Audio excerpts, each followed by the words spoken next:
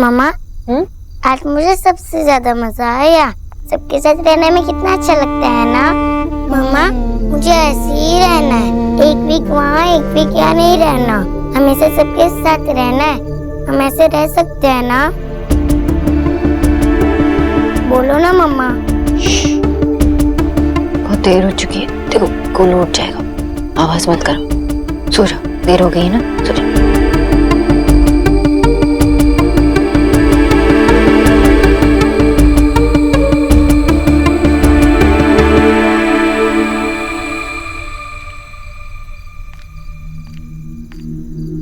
आज बहुत खेले ना, इसलिए आराम से थक कर सो गए। क्या हुआ, क्या सोच रही है?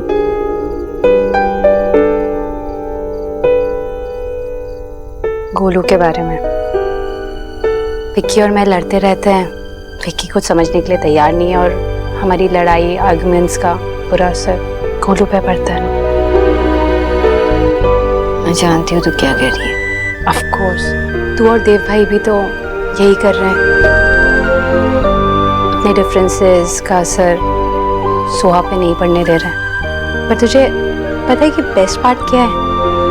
कि एटलीस्ट देव भाई तेरी तरह ये बात समझते हैं, लेकिन विक्की, मुझे समझ में नहीं आता मैं विक्की का क्या करूं। वही करना जो मैं तेरे साथ करती थी। क्या करती थी? हम भी तो बहुत लड़ते थे। तेरी ड्रेस मेरी ड्रेस, तेरा है बैंड मेरा है बैंड, दादा का लास्ट लड्डू कौन खाएगा, तेरी कहाँ से ये आइडियाज मिल जाते थे हमें। ये ना एक्चुअली तुझसे मिलती थी, क्योंकि तू लड़ाकी है ना। मैं तू थी।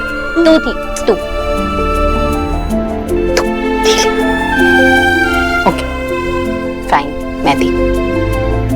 तो फिर माँ ने मुझे समझाया, यानी ना जितना भी कुछ कहे तू पीछे हट जा, पलट के जवाब भी मत देना, जितना बकबक करना है उसे करने दो, और जब उसका बकबक बंद हो जाए तो बस उसे हक करके ये उसे याद दिलाना कि तू कितना प्यार करती है उसे। ओह, वैसे ये ट्रिक तू विक्की पे भी अपना सकती है। सोना, अगर तू नहीं होती तो मेरा क्या होता? I love you. चल अब चलें, सब इंतजार कर रहे हैं। तू चल, मैं इन दोनों को देख के आती हूँ। ठीक है।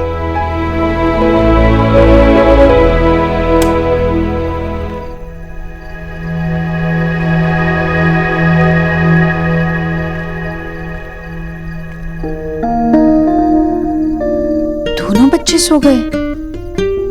गोलू सो गया? ये गोलू बिना जिद किए सोता नहीं है कभी। आज तुमने कमाल ही कर दिया।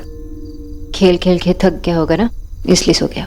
या फिर तुमने उसे ऐसे बहला दिया होगा कि वो जिद करना भूल गया। यही होगा। अच्छा, मैं चाय बनाने जा रही हूँ, आप पियेंगी? तुम कॉफी पियोगी? मैं बनाती हूँ। कॉफी? आप? हाँ, क्यों नहीं। कॉफी देखो बोलने में भी कितना अच्छा लगता है, चाय में वो बात नहीं है। लेकिन आंटी जी, चाय हो या कॉफी, जिसके साथ हम पीते हैं वो स्पेशल होता है। तो तू पिएगी मेरे हाथ से कॉफी? आप नहीं तो कौन नहीं पिएगा? तेरे घर वालों को भी पसंद है ना, उनके लिए भी बना लेती हूँ।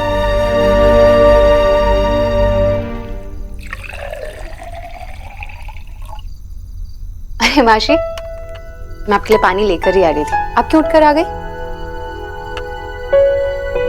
आई नो, आप खुद नहीं आई हैं। वो क्या कहते हैं पोएट्स, किसी के ख्याल ने आपको बेचैन कर दिया। क्या हुआ? देव और सोना के बारे में सोच रही? हाँ एलिना, हम सबके मन में कुछ इच्छाएं होती हैं, कुछ ऐसे विशेस होते हैं जो हम सबके सामने शेयर नहीं करते, इस डर से कि कहीं उन्हें नजर ना लग जाए। बस सीक्रेटली ये विश करते हैं कि काश ऐसा हो जाए। आज सबको एक साथ देखकर, इतना खुश देखकर मेरे मन में भी एक उम्मीद जागी है। काश ना अपने साथ बहुत सारी कंफ्यूजन्स लेकर आता है। आज कुछ मोमेंट्स में तो मुझे भी लगा कि जैसे कुछ हुआ ही नहीं हो, हम एक बहुत बड़ी हैप्पी फैमिली हो। आई विश कि ऐसा ही होता, देव भाई और सोना एक बार फिर से। नहीं एलिना, इतना इजी नहीं है। शोना ने अपने बाबा के सर पे हाथ रखकर कसम खाई है कि उसके और देव के बीच में कभी कुछ नहीं हो सकता। लेकिन आज जिस तरह से सब कुछ हो रहा है, ये देखकर मुझे लग रहा है कि कहीं ना कहीं ईश्वरी जी के मन में भी कोई उम्मीद जागी है। पर तू शोना को जानती है ना, वो अपनी कसम कभी नहीं तोड़ेगी। लेकिन किसी को क्या पता कि कब क्या हो जाए। मैंने भी तो सोना से प्रॉमिस किया था कि मैं विक्की से नहीं मिलूंगी, उससे बात नहीं करूंगी। लेकिन अब देखो, मेरा और विक्की का गोलू है। फ्यूचर में क्या होगा किसी को कुछ नहीं पता। तब तक हम वही कर सकते हैं जो अभी कर रहे हैं। काश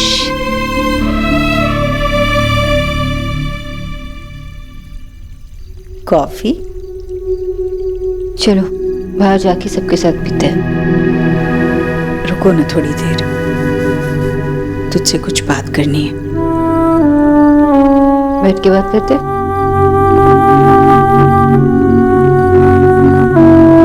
हाँ, 1 मिनट। थैंक यू तो बिल्कुल मत कहना। Thank you. जानती हो, ये शब्द मैंने सबसे पहले देव से सीखा था जब हमें लगा था कि तू माँ बनने वाली है। मैंने उस वक्त देव से थैंक यू भी कहा, पर तुझसे नहीं कह पाई।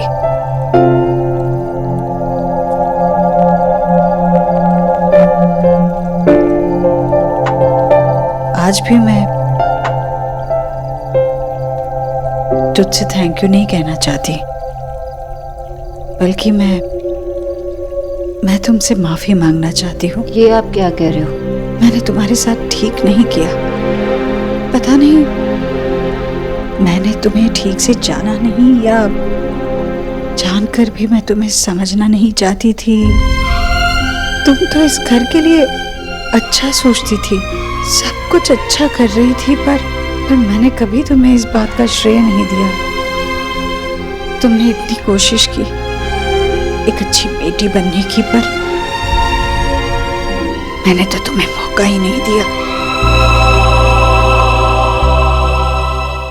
बेटे को खोने का डर इतना था कि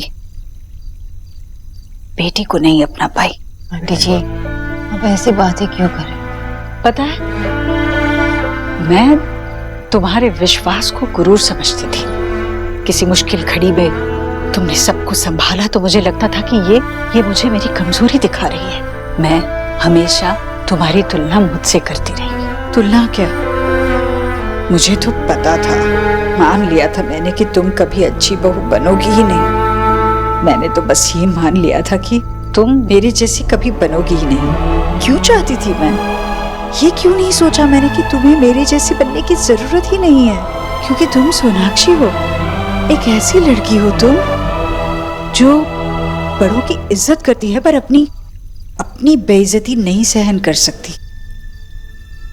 तो फिर आपने मुझे नहीं, अपने आप को गलत समझा है। इंडिपेंडेंट और स्ट्रांग तो सिर्फ मैं नहीं हूँ, आप भी हो। आपने अपनी फैमिली का साथ दिया उन मुश्किल वक्त में। आपने कभी हार मानना सीखा ही नहीं, और मैं बहुत लकी हूँ कि मैं आपसे मिली। एक और बात, जो कुछ भी मेरे और देव के बीच था उसे हमें हैंडल करना था। जो हमने नहीं किया, हम फेल हो गए। वो वक्त ही ठीक नहीं था। कोई उस रिलेशनशिप के लिए, उस रिश्ते के लिए तैयार था ही नहीं।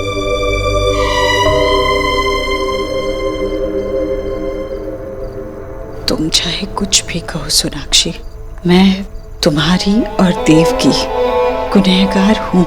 इसके लिए अकेले क्रेडिट नहीं ले सकते हो आप। अगर आपको लगता है आपने गलती की है तो मैंने भी उतनी गलती की है।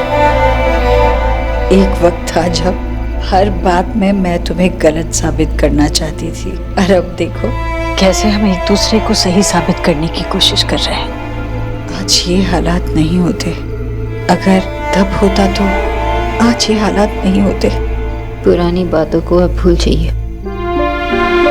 आपसे तो मैंने सीखा है, जब जागो तब सवेरा। तो अब क्यों नहीं? और अब तो हम एक दूसरे को अच्छी तरह समझने लगे हैं, तो एक नई शुरुआत क्यों ना करें?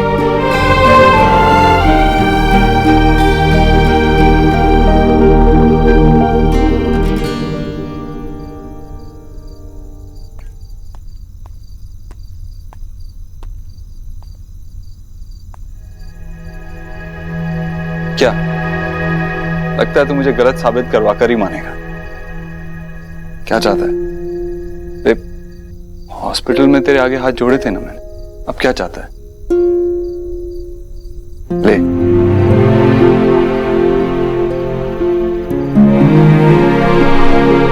आज तूने मुझे बिना मांगे वो दे दिया है जो मैंने सोचा भी नहीं था।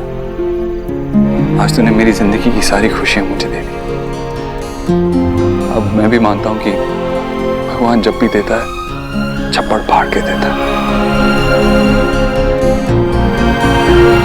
अब तूने इतनी खुशी दी है तो थोड़ी तेरे साथ भी बांट लेता हूं। उस दिन तू जीता था भगवान, लेकिन आज तूने मुझे जिताया।